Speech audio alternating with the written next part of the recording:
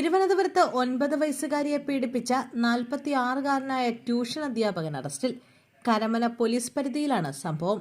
Tuition അധ്യാപകൻ 2022-ലാണ് പെൺകുട്ടിയെ പീഡനത്തിന് ഇരയാക്കിയത്.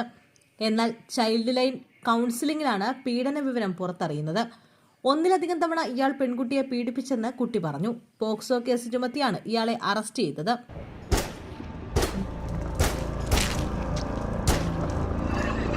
നിലമ്പൂരിൽ യുവദമ്പതികളെ വീടിനുള്ളിൽ മരിച്ച നിലയിൽ കണ്ടെത്തി.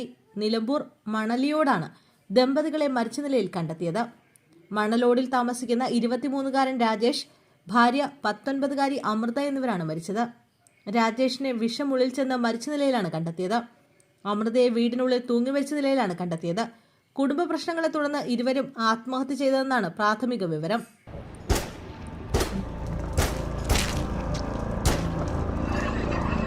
ഇൻസ്റ്റഗ്രാമിലൂടെ പെൺകുട്ടികളെ പരിചയപ്പെട്ട ശേഷം പീഡിപ്പിക്കുന്ന 19-കാരൻ അറസ്റ്റിൽ.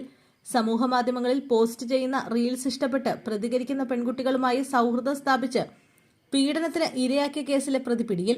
ജീവൻ എന്ന 19-കാരനെയാണ് വിഴിഞ്ഞം പോലീസ് പിടികൂടിയത്. സമൂഹമാധ്യമത്തിലൂടെ പരിചയപ്പെട്ട പ്രായപൂർത്തിയാകാത്ത പെൺകുട്ടിയെ ബസ്സിനുള്ളിൽ വെച്ച് പീഡിപ്പിച്ച കേസിലാണ് ജീവനെ പോലീസ് പിടിച്ചത്. ബൈക്ക് റേസിംഗിന്റെ വീഡിയോകളാണ് ഇയാൾ കൂടുതലായും സമൂഹമാധ്യമങ്ങളിൽ പങ്കുവയ്ക്കുന്നത്. ഇത് കണ്ട് ഇഷ്ടപ്പെടുന്ന പെൺകുട്ടികളോട് സൗഹൃദം സ്ഥാപിക്കുകയും അവരെ പാട്ടിലാക്കുകയും ചെയ്ത് പീഡനത്തിന് ഇരയാക്കുന്നതാണ് ഇയാളുടെ രീതിയെന്ന് പോലീസ് പറഞ്ഞു.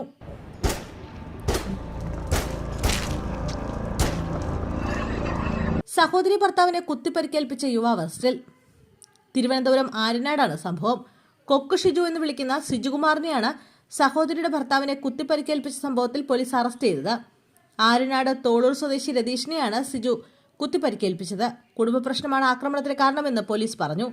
നിരവധി വധശ്രമ കേസുകളിൽ പ്രതിയും ഫോർട്ട് പോലീസ് സ്റ്റേഷനിലെ ഗുണ്ടാ ലിസ്റ്റിൽ ഉൾപ്പെട്ടയാളുമാണ് സിജു.